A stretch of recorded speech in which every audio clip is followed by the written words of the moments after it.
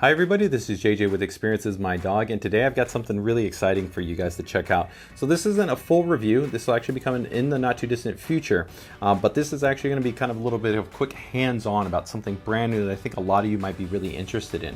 So traditionally for a lot of people out there that are feeding their dogs, they're feeding them some form of kibble, and while there definitely can be better quality kibbles when you talk about the overall nutritional quality and density that you get within a kibble as compared to, let's say, a fresher based food, whether that's going to be, let's say, dehydrated food, whether it's going to be fresh food, cooked food, raw food, any one of those are going to offer superior nutritional density. And a company that actually has really kind of been one of the forerunners at offering, I think, a human grade standard of dog food has been the Honest Kitchen. And so they've offered a dehydrated food option for years, which is great. Really good quality ingredients, great quality sourcing and production processes and practices.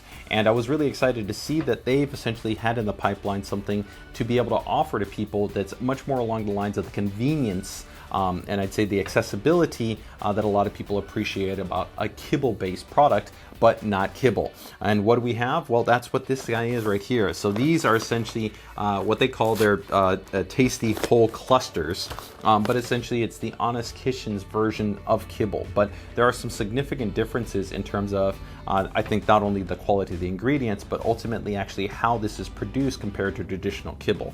So let's go ahead and go over a couple of the key aspects first and foremost. You're going to have 3 different recipes that are all single animal protein ingredients for each one of the recipes that'll be available. So you're going to have chicken, you're then going to have turkey, and then you're going to have beef. So for all of these, the primary ingredient is first and foremost going to be that animal-based protein, which is fantastic to see.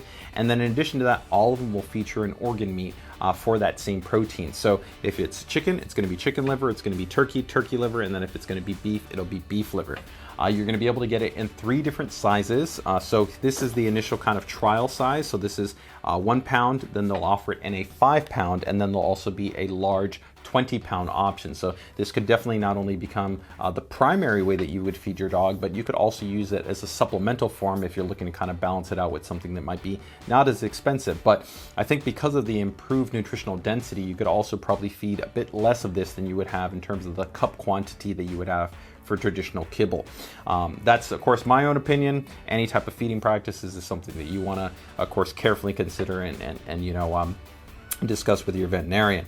But that being said, let's go ahead and talk a bit about now the processes that are used to actually produce this. So the Honest Kitchen actually had to go through a lot of specialized production process to be able to reach the end outcome to be able to make these clusters. So traditionally with most kibble, they go through extrusion, they're highly cooked at high temperatures, and it affects a lot of the nutritional density of the product, as well as actually even aspects like flavor and aroma, which is a lot of times why they have to be sprayed with different types of fats or different types of coatings to try to maximize kind of interest for a dog. The cool thing that they're doing with essentially these clusters is that they're essentially doing the same form of production that you would get in really high grade like juice production, where you're talking about cold press production. So the great process in terms of cold press really helps to not only maximize nutritional density, but maximize aroma and taste, as well as the actual overall characteristics of the ingredients that you're pressing together. So this has some really big advantages compared to traditional base, I'd say, extrusion and high heat production processes. And to my knowledge right now, it's the only dog food that I'm aware of in terms of kind of a kibble type dog food that is produced utilizing this process. Beyond this, they then go through a little bit of a low temperature cooking process. Again, low temperature to maximize nutritional density, and then dehydration. This allows to also have much more flexibility and not having to use artificial or chemical based preservatives to be able to have something shelf stable. So very, very, very cool. You know, when I think you add up like I said, their sourcing practices as well, so that they don't use anything that's non-GMO based in their ingredients. Pretty much the vast majority of what they're going to be sourcing and utilizing here are going to be a US based source, and then anything that is going to come outside the US they're very cautious about in terms of making sure that it meets high quality standards, or it might be for specific items that aren't necessarily sourced with the United States, so maybe certain herbs or spices or certain oils or things along those lines. But overall, really, really cool. So let's go ahead and take a little bit of a closer look at the base ingredients. That's just a kind of a general reference. The cool thing that I will note though is that the ingredients are consistent amongst each one of the proteins. That's great also if you want to maybe mix and match some of these proteins. Maybe you want some turkey with some beef, or you want chicken and beef, or you kind of want to change things around. A lot of my dogs, we try to maybe rotate them maybe every 3 months or every 6 months to a different type of protein. This is good just for kind of gut health and for diversity in terms of what you're feeding the dog, and the consistency of the ingredients, the underlying ingredient underneath the animal protein in each one of these makes rotational based feeding really easy, because you're not hammering down a lot of other changes outside of just that animal protein change.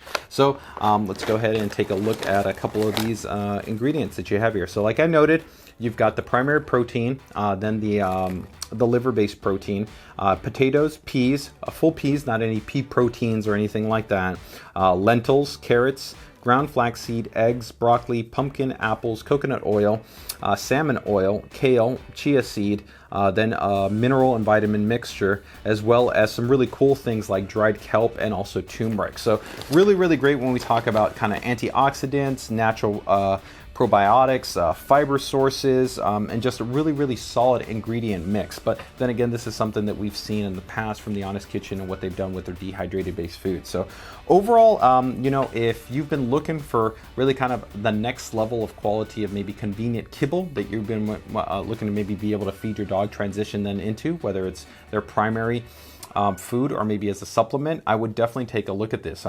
Also, like I said, this is a big upgrade in a lot of ways that really has to be met at a much higher standard than you would traditionally see with most dog foods, because it's actually listed as human grade.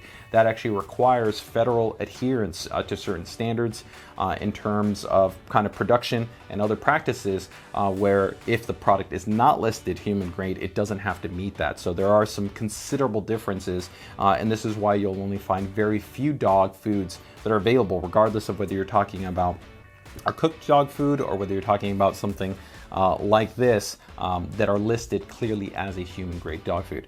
So overall, hopefully you guys appreciated this little quick hands-on. Make sure to keep it tuned here to the YouTube channel in the not too distant future for a full review and more details on this, where we'll go ahead and cover all the different aspects like we normally do in our full reviews. If you guys have any questions, comments, feedback, whatever it might be, you can go ahead and drop them in the comment section below. And while you're down there, please go ahead and make sure and share this video, hit that like button, and also go ahead and hit the subscribe. As always, that's really appreciated and helps us to keep making sure that we can keep putting out more content for you guys to check out here on the Experience with My Dog YouTube channel.